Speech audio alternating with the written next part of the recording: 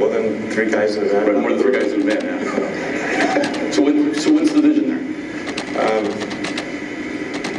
Well, we have lots of service centers. So we're adding, and that's our biggest focus is service centers, much more than stores. So we're acquiring a lot of service centers and hiring a lot of people and building out that service infrastructure. And I think there's some ways that we can really innovate on service and do some really exciting things there, which we'll talk about later this year. That really takes service to like a different level. You're talking about the quality of service, not the quantity so much. The quality and how fast it happens. Okay. Can you give us a hint? We'll make the announcement probably in a month or 2. But I think it's really, I think it has the potential to revolutionize service, with some really innovative things. I think service should feel like invisible love. So it's just like when your car gets serviced, you don't even know that it was serviced. Like it's just invisible, it just happened. And when it's done, and your car's back, you love it. You feel the industry has that right now? No. Okay. Definitely not. Some say, you represent yourself as an entrepreneur, you get government subsidies in various ways, whether it's the battery plant or the solar plant or your rocket company. Some say that subsidy level would put into question your whole nature of your businesses. So are you just the best ever at getting government money? No, I think I'm quite terrible at getting government money, actually. So if you look at Tesla and SpaceX and SolarCity, they got no government money at all in the first sort of half decade of their existence. Nothing. Government wasn't doing anything. And then I'll go through each one. In the case of Tesla, as I mentioned, the first government money we got was March of 2010, 7 years after the company was started. And that money was specifically for Model S development and for powertrain factory development. So we got $465 million, 365 of which was for the Model S, 100 for powertrain factory that could supply powertrains to other companies. But that was only paid, we'd have to spend the money, show the receipts, get it ordered by Pricewaterhouse, and then be reimbursed a few months later. That didn't help us with the Roadster business, it didn't help us with anything else, and it only paid for a small portion of what Tesla needed. The money Tesla needed and has by far been generated in the private sector. So at this point we've generated, I think we've raised $4 or $5 billion in total, whereas whereas we had one government loan for $465 million. Now this compares to loans that were vastly greater to GM, Ford, and Chrysler, vastly greater, like 100 times greater. So, in the grand scheme of things, what's remarkable is that Tesla received so little government support, not that it received a lot. Do you see a day when Tesla will be able to sell cars without government dependence? Well, we paid off our loan, by the way. We're the first to pay off our loan, and just in terms of sales incentives. Well, there's the $7,500 tax credit, which applies to everyone. Sure it does. And it's there for any manufacturer. Absolutely, but so that's. But can you sell without that? Yes, of course. Yeah. We sell it. We don't just sell in the United States. No, understood. Yeah, it was a U.S. question. Yeah. So we sell in 34 countries. Most of those countries have no incentive. Right. So obviously we're still selling cars. What the incentive does is it's a slight catalyst. So if our car costs, including options and everything, somewhere between $80,000 and $100,000, and you get a $7,500 tax credit. Okay, so you got like about an 8% reduction in the car. That's helpful. Not a deciding factor. It's not a deciding factor. It has a slight positive catalytic effect.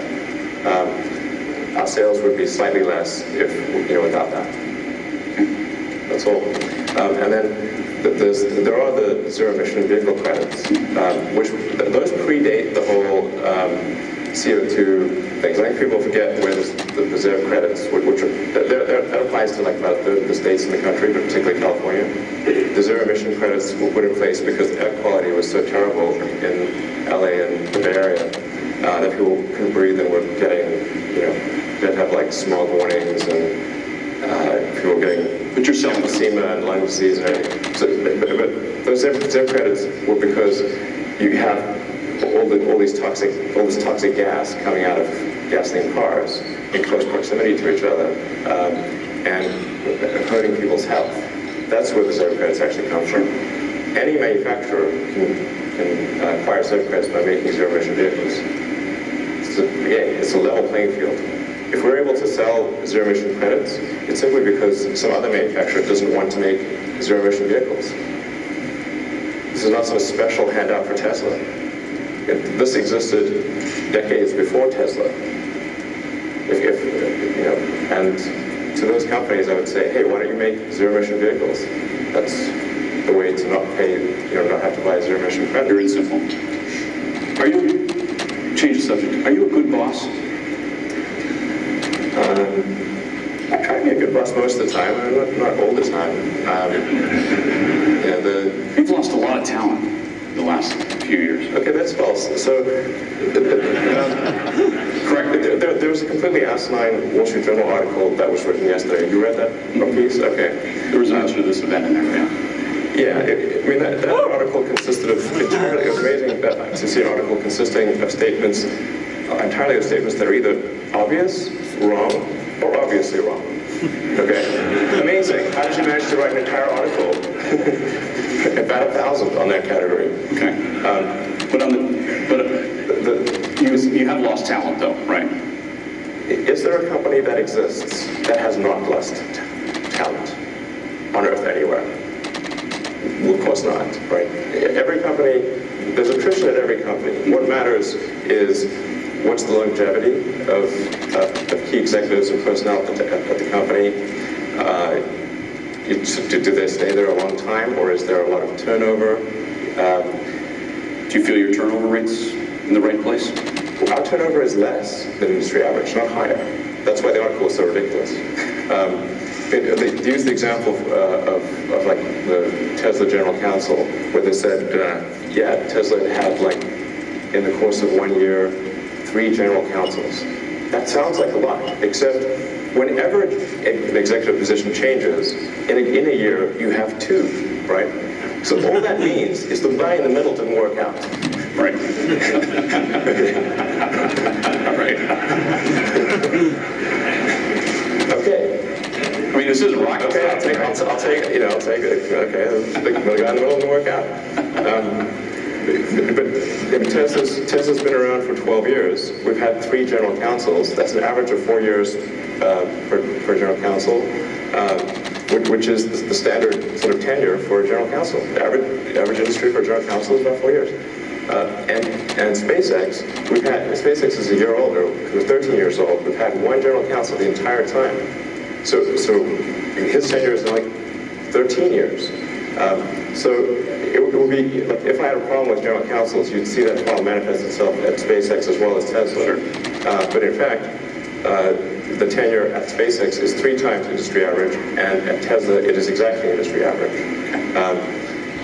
And I think with communications was another thing cited. The article wasn't even internally consistent, because it's like, well, we had lots of turnover, and people implying that maybe people don't like working for me in the communications role. It's like, well, Ricardo Reyes just returned to Tesla to run communications. I don't think somebody returns to a company if they hate it. Right. That doesn't make any sense. Okay. Your stock price. It peaked at 289 a share in September, and now it's at about 200, 202. Has that raised expectations for the company performance that may be difficult to meet? And what do you think of the wild fluctuation of your stock price? Do you sometimes wish that it wasn't, that it had not risen so high? Yeah, I think this is one of the downsides of being a public company, is that you have people that are constantly speculating on the stock. They're speculating on the upside, speculating on the downside. I mean, you tweet and it moves 10%. Because, yeah, but not necessarily in the positive direction. Right. So, and by the way, I should say, like, if I ever do a tweet or a public announcement, it's got nothing to do with the stock price. But what concerns me is I don't want customers thinking something that's wrong. Okay, Sure. For long-term investors in Tesla, the short-term fluctuations are not important. And we cater our actions, our announcements to the long-term investors in Tesla. Those are the ones we really care about. The people that are in it just to speculate and then are out the next day, we feel about them about the same way they feel about us. We don't care. Which brings me to marketing. Right now, you don't buy any advertising. With the sales volumes you just mentioned earlier. Well, like I said, since our challenge is building production rates, we need to not be production constrained in order for it to make sense for us to buy advertising. Right. Otherwise, we're just wasting money. We just take the money we spend advertising and just invest it in production capacity growth. So I'm not like super against advertising. I think at some point we will do advertising, but we just need to get past this production limitation.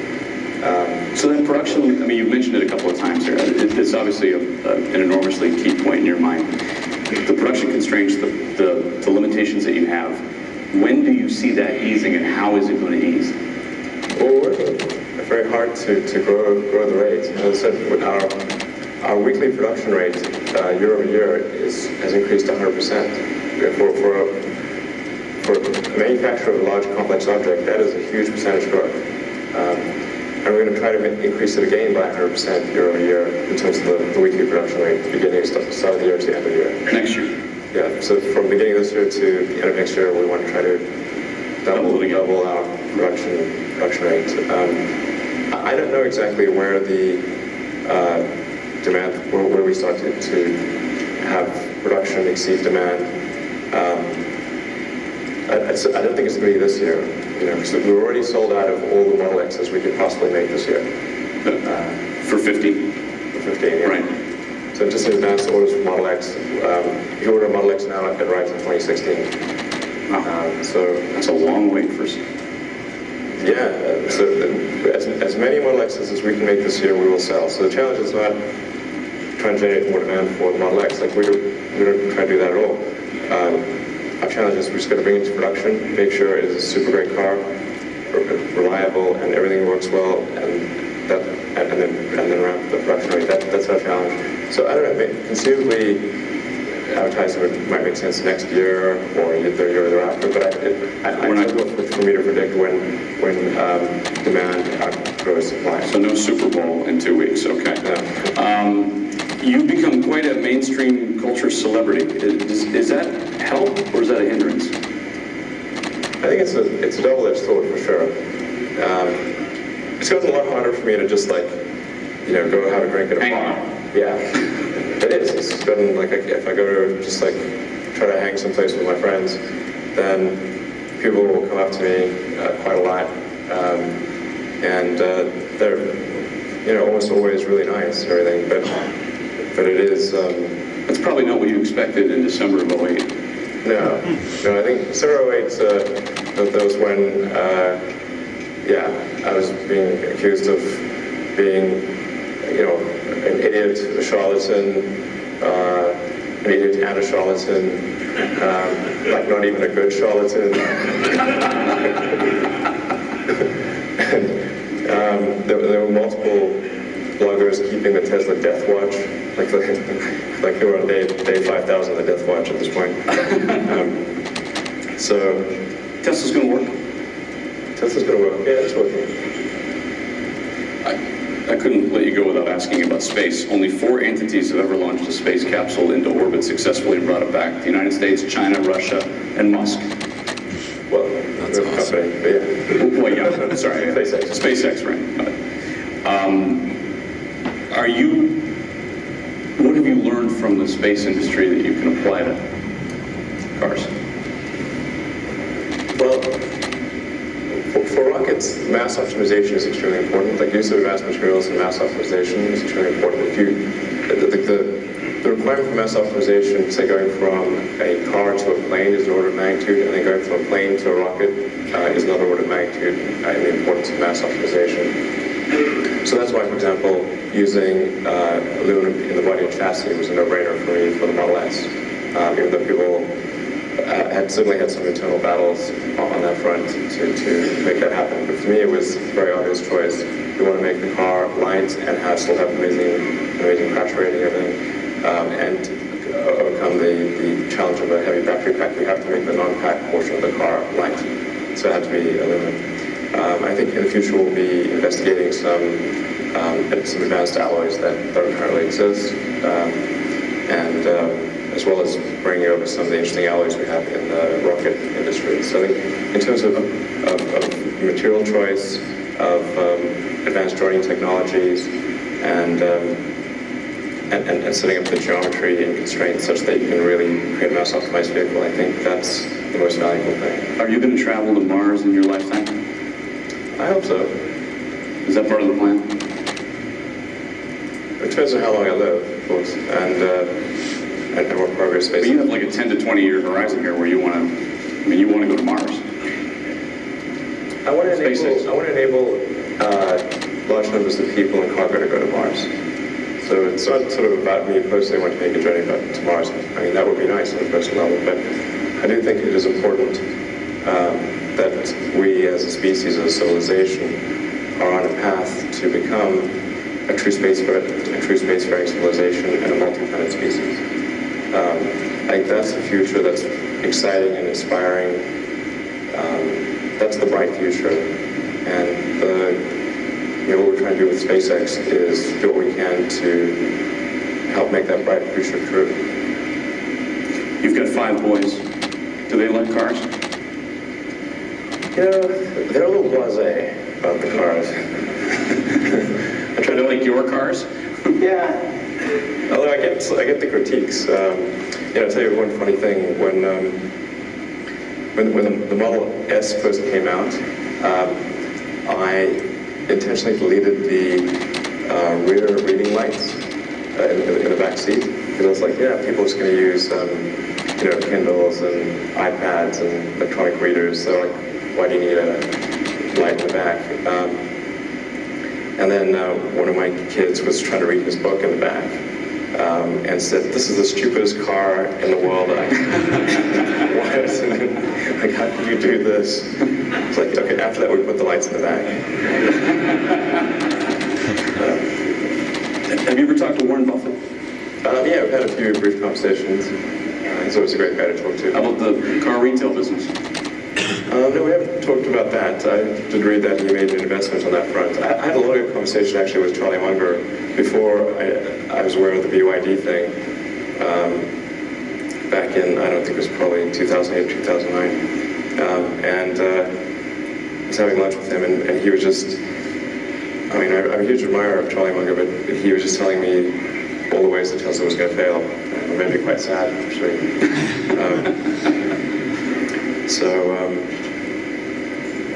But now apparently he thinks quite highly of Tesla and what we're doing. What would you want to see out of the, you're in Detroit, you're here during the biggest week of the year. What would your message be to the traditional automotive industry? I think the biggest message is just that I really would strongly recommend making significant investments in electric cars. And I think people won't regret making those decisions. Even at $2 a gallon? Yes, absolutely. That doesn't hinder anything, does it? It does reduce the economic forcing function to some degree. The economic forcing function? Meaning high gasoline prices. Right, I know. So there is some reduction, but $40, $50 a gallon is still fairly high. Your barrel is still fairly high. And I think there will be increasing efforts by environmental groups and governments to place a price on carbon. Obviously, that wouldn't just affect the price of carbon for gasoline, but it would also affect for electricity and everything. But an electric car is so much more efficient that even if all the electricity was generated by hydrocarbons, it's still better to, in terms of CO2 per mile, to have an electric car. So I think there's going to be huge societal pressure towards electric cars. I think they're just sort of fundamentally better. It's just a fundamentally better architecture. You can have very high torque. The efficiency of an electric motor can be upwards of over 90% compared to a gasoline engine at more like 20%. So I think that's where the future is going to go. But it's only going to go there if the big car companies make risky decisions to do electric vehicles. And I hope they do. And as I said, we're trying to be as helpful as we can be. Which is sort of counterintuitive, because like, why do we want all these competitors? Well, that's the point, and you've seen some competitors come out this week, and it is counterintuitive, but the way you describe it, the more the merrier.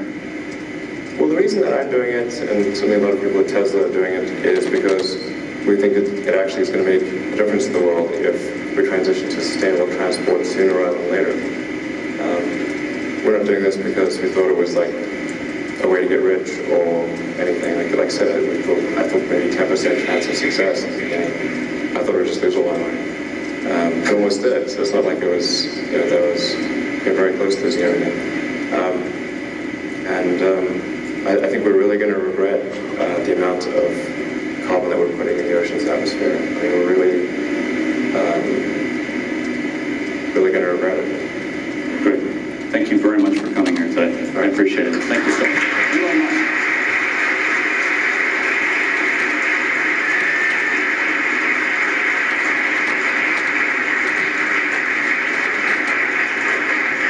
We're going to ask you to vacate the ballroom so that we can reset for dinner. We will start tonight just, I believe, after 6:30, if that's right.